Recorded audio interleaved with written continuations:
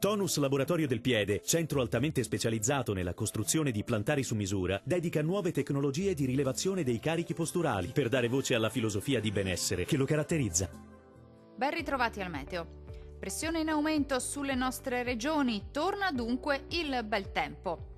Sul Veneto migliora rispetto ai giorni scorsi, quando le piogge e il cielo grigio sono stati protagonisti. Sarà infatti più asciutto e via via anche maggiormente soleggiato, un po' su tutti i settori, con il cielo che si presenterà sereno o al massimo poco nuvoloso.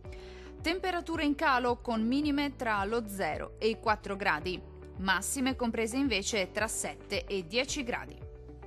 Vediamo ora che tempo farà sul Friuli Venezia Giulia.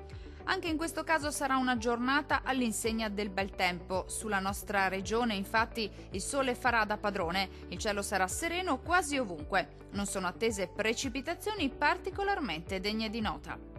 Temperature in diminuzione, minime tra lo 0 e 1 grado. Valori massimi oscillanti invece tra 8 e 9 gradi circa.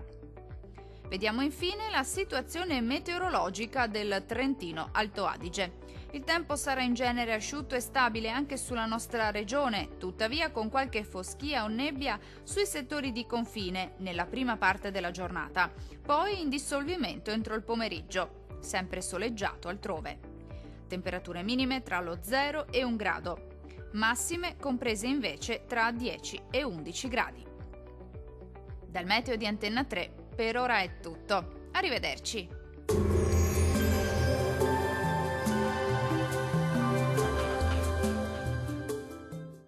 Tonus è il miglior negozio di calzature e moda comoda. Qui troverete il più vasto assortimento di calzature Fratelli Tomasi, eleganza e comodità, perché camminare è vivere.